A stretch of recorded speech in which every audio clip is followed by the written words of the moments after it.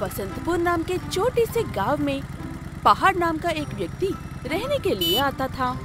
पहाड़ बसंतपुर में आते ही 2 दिन में एक होटल खोलता है, जिसमें एक व्यक्ति 25 रुपए देकर पहाड़ की होटल में जितना चाहो उतना खाना खा सकते थे। बस शर्त ये थी कि एक व्यक्ति दिन में सिर्फ एक बार होटल में आ सकता है और कोई खाने की बर्बादी नहीं कर सकते हैं। जो जितना खाना बर्बाद करते हैं उन्हें उस खाने के दुगने पैसे देने पड़ेंगे। बसंतपुर के लोगों को पहाड़ का ये काम अच्छा और सच्चा लगता है, इसलिए लोग भर भर कर उसकी दुकान में आ रहे थे। मैंने बहुत से व्यापारियों को देखा है, लेकिन तुम सबसे अलग हो। मुझे तुमसे मिलकर और तुम्हारे होटल का खाना खाकर बहुत खुशी हुई। सच में? मुझे लगा 25 रुपए का खाना है तो स्वाद नहीं आएगा, लेकिन मैं गलत था। ये तो किसी 5 स्टार होटल से कम स्वादिष्ट नहीं है। शुक्रिया जनाब, उम्मीद करता हूँ कि आप लोग दोबारा जरूर आएंगे। वो लोग उस होटल से बाहर निकलने के लिए उठ ही रहे थे कि तभी उनका टेबल पर रखी सारी चीजें नीचे गिरकर टूट जाती है। वो लोग पहाड़ से उस सब के लिए माफी मांगकर और नुकसान की भरपाई करके वहाँ से चले जाते हैं।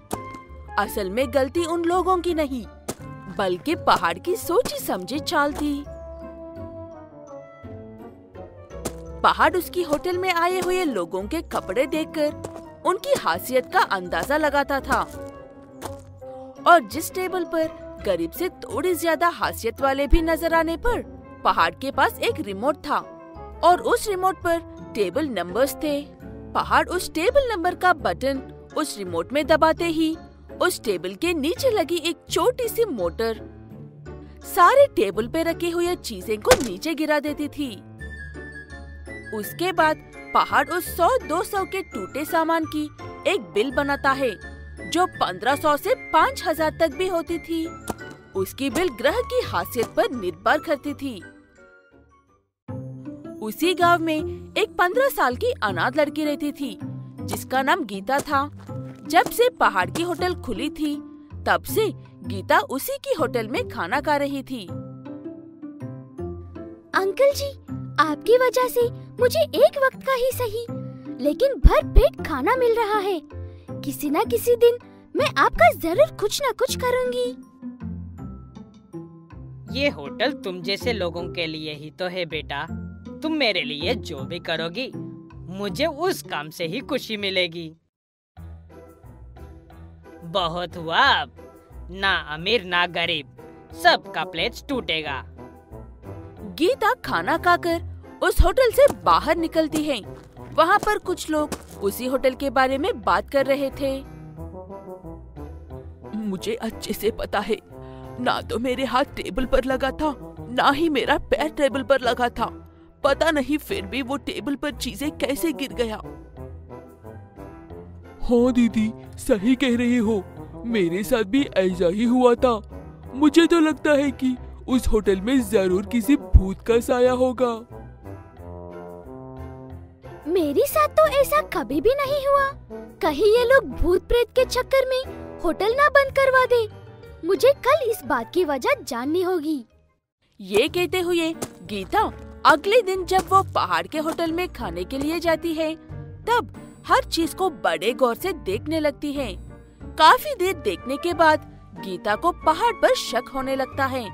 वो अपना सारा ध्यान उसी पर रखकर बैठी थी। गीता ये बात जान जाती है कि टेबल पर रखे चीजें पहाड़ के बटन दबाने से ही गिर रहे हैं, और वो इस बात से काफी दुखी होती थी। मैंने कितना विश्वास किया था इन पर, और ये इतने बड़े धोखेबाज निकले। ये अमीर देख रहे हैं, ना गरीब, सबको लूट रहे हैं और अच्छे बनने का बड़ा अच्छा नाटक कर रहे हैं। मैं ऐसा और नहीं होने दूंगी। ये कहते हुए गीता टेबल पर चीजें गिरने की वजह से सामान के पैसे दे रहे लोगों के पास जाकर सारी बात बताती है।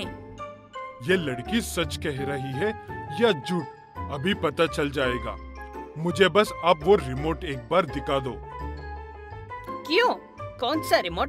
किस रिमोट की बात कर रहे हो आप लोग? ये लड़की झूठ बोल रही है। बेकारी कहीं के, भाग यहाँ से। रिमोट उनकी पॉकेट में है और मैं गरीब जरूर हूँ, लेकिन झूठी या धोखेबाज नहीं हूँ अंकल। वो ग्राहक जबरदस्ती पहाड़ के जेब में से रिमोट निकलकर बटन दबाकर देखता है। जैसे जैसे वो ग्राहक बटन दबा रहा था, वैसे वैसे टेबल पर रखा चीजें अपने आप गिरते जा रहे थे। वो ग्राहक पहाड़ के बारे में बाकी सभी ग्राहकों को बता देता है। इस बात से वो लोग ज्यादा गुस्सा था कि पहाड़ ने अच्छा बनने का नाटक करके सबको धोखे में रखा था। इसलिए सब बड़े गुस्से में पहाड़ को खूब मारते हैं। पहाड़ मौके देखकर उस भीड़ में से निकलकर वहाँ से भाग जाता है और फिर कभी लौटकर नहीं आता। गीता ने बहादुरी दिखाई थी, इसलिए कुछ बड़े लोग मिलकर गीता को उस होटल संभालने के लिए कहता है। गीता उन्हें 25 रुपए में बिल्कुल उसी तरह भरपेट खाना देती है और वहाँ के धनवान हर महीने अपनी मर्जी के हिसाब से राशन लेकर होटल में रखते थे। ऐसे गीता बिना किसी दिक्कत के खुद अनाथ होने के बावजूद दूसरे हजारों लोगों की भूख मिटा रही थी। जयपुर गांव आज भी समय से काफी पीछे चल रहा है।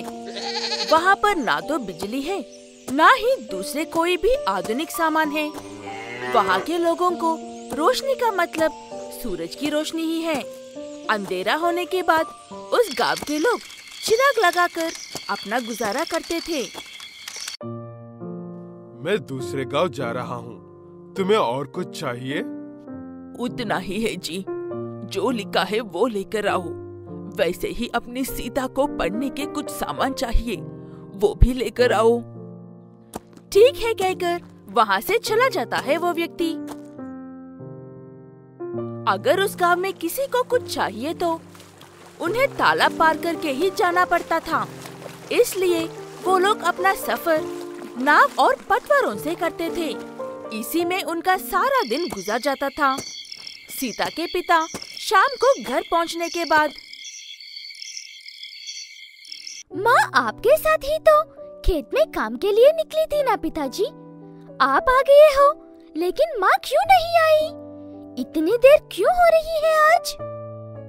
माँ अभी तक नहीं आई है? रुको, मैं जाकर देखकर आता हूँ। ये कहते हुए लांतर पकड़कर अंधेरे में खेत के पास जाते हैं सीता के पिता। वहाँ पर जाकर देखा तो सीता की माँ नीचे बेहोश पड़ी थी। घबराकर पास जाकर देखा तो उसकी माँ का देहांत हो गया था। उसके बाद रोते हुए उन्हें उठाकर घर लेकर जाते हैं सीता के पिता। जो कुछ भी हुआ सारी बात बताता है सीता को। उसकी माँ सांप के काटने से मरी थी। सीता वो बात सुनकर काफी दुखी होती है। उसके बाद सीता की माँ का अंतिम कार्यक्रम हो जाता है। ये ऐसे है तो कौशिक नाम का एक व्यक्ति एक बहुत बड़े धनवान का बेटा है। इसको गांव-गांव घूमकर जरूरतमंदों की मदद करना काफी पसंद है। वो बहुत ही पढ़ा लिखा इंसान भी है। इस बार उत्तर के गांव में जाकर देखता हूँ। पता नहीं वहाँ के लोग कैसे हैं और कैसे रहते हैं। ये कहते हुए जयपुर गांव जाने का फैसला कर लेता है कौशिक। ऐसे उस गांव में पहुँचने तक अंधेरा हो जाता है, लेकिन रास्ते में एक छोटा सा बल्ब भी नहीं था। वो देखने के बाद मैंने जैसे सोचा था उससे काफी बर्ताव है ये गांव। ये एक लाइट भी नहीं है इस गांव में। कैसे रह रहे हैं ये लोग बेचारे। मेरे पास इतनी सारी सहूलतें होने के बावजूद भी नखरे करता हूँ और ये लोग पता नहीं कैसे रह रहे हैं।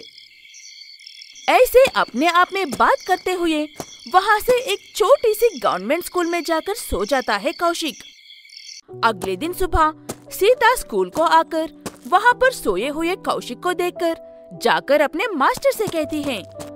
उसके बाद मास्टर आकर कौशिक को उठाता है। उसके बाद कौशिक उठकर वो वहाँ पर क्यों आया ये बात बताता है। उसके बाद मास्टर,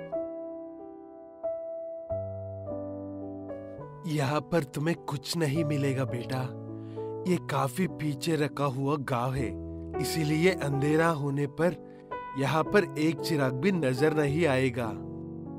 वो बातें सुनने के बाद कौशिक उनकी मदद करने का पक्का फैसला कर लेता है। उसी गांव में रहकर बच्चों को पढ़ाने के लिए मास्टर से पूछता है। मास्टर ठीक है कहने पर कौशिक वहाँ के बच्चों को सोलर से इलेक्ट्रिसिटी कैसे निकलते हैं ये सिखाते हैं। लाइट बनाना बहुत आसान है बच्चों। अगर तुम बनाना चाहो तो मैं तुम्हारी मदद कर सकता हूँ। क्या कहते हो बच्चों? ये लाइट ही बहुत बड़ा नमूना है। उसे बनाना हमारे बस की बात तो नहीं है। हमसे तो बिल्कुल भी नहीं होगा। ये कहते हुए सारे बच्चे उठकर चले जाते हैं, लेकिन सीता वहीं पर ठहरकर कौशिक को ही देखती रहती है। क्या बात कहकर कौशिक सीता से पूछने पर, अंकल, क्या आप मुझे वो लाइट बनाना सिखा सकते हो? मेरी माँ ये लाइट ना होने की वजह से अंधेरे खेत में शाम को देख नहीं पाई और मर गई, और ऐसे किसी के साथ नहीं होना चाहिए। वो बातें सुनकर काफी दुखी होता है कौशिक, और उसकी सोच और सीखकर कुछ अच्छा करने की चाह देखकर कैसे भी करके उसकी मदद करने के बारे में सोचता है। उसके बाद जाकर मास्टर से बात करता है। तब मास्टर भी हर काम में सीता की मदद करता है। एक तरफ अपनी पढ़ाई पढ़ते हुए, दूसरी तरफ नई चीजों के बारे में कौशिक और मास्टर से सलाह लेते हुए दिन रात मेहनत करती है सीता। कौशिक भी अपने फोन से थोड़ी और उसके खुद के ज्ञान से सीता को सिखाता है। वो बातें बहुत ही ध्यान से सुनकर अच्छे से समझती थी सीता। ऐसे कुछ दिन बाद उसे ये समझ में आता है कि बिजली कैसे बनती है। मुझे ये बात तो समझ में आ गई है, लेकिन इस गांव तक बिजली लेकर आने के लिए काफी पैसे लगेंगे। बिजली की मदद के बिना हम सिर्फ सूरज की रोशनी से ही लाइट बना सकते हैं ना अंकल? तुमने बिल्कुल सही कहा सीता। मैंने जैसे कहा वैसे ही सोलर सिस्टम की मदद से हम ये कर सकते हैं। ऐसी बात है तो हम इसी पर काम करते हैं अंकल जी। ऐसी हो तो किसी को पैसों की दिक्कत भी नहीं होगी। सूरज की रोशनी कुदरती है, इसलिए हमें किसी बात की दिक्कत नहीं होगी। लोगों को भी इस तरीके में लाइट इस्तेमाल करना आसान होगा। इतने कम समय में ही उसकी बताई हुई हर बात को अच्छे से सीखकर एक नए तरीके के बारे में सोच रही सीता को देखकर हैरान हो जाता है कौशिक। उसके बाद वहाँ पर जिस इक्विपमेंट की भी जरूरत है वो लेकर आता है। ये कहकर अपने गांव से सब मंगवाया है कौशिक। ऐसे सीता कौशिक के साथ बैठकर काफी दिनों की मेहनत के बाद एक सोलर पफ लैंटर्न बनाती है। अंकल जी, अब ये पूरा हो गया है। इसे चलने के लिए किसी भी बिजली की जरूरत नहीं है। इसे बस सूरज की रोशनी में रखने से ये चार्ज हो जाती है और इसे कब तक भी इस्तेमाल कर सकते हैं। इसे बस ऐसे खोलने से ये काम करने लग जाती है। मैंने इसे फाइबर कवर से बनाया है, इसलिए ये पानी में भीगने पर भी खराब नहीं होगी। इसे कभी भी कहीं भी इस्तेमाल कर सकते हैं। ऐसे एक असंभव काम को एक छोटी सी लड़की संभव करके दिखाती है। सीता की वजह से सब लोग अपने घरों के सामने, गलियों और खेतों में लाइट्स लगाकर रोशनी में रह रहे थे।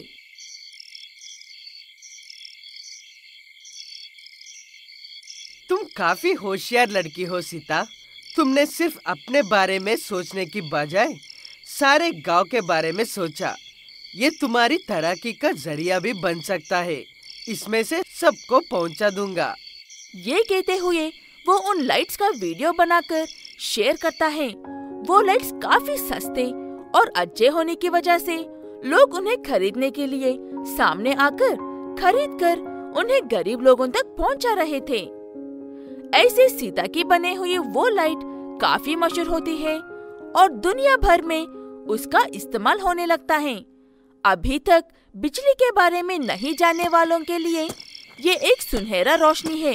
केरोसिन लैंटर्न की वजह से काफी सारा पोल्यूशन भी होता है और आग लगाकर कुछ भी जलने का भी काफी खतरा रहता है, लेकिन इससे ऐसे कोई भी दिक्कत नहीं होती है। इसे कहीं भी कभी भी इस्तेमाल कर सकते हैं।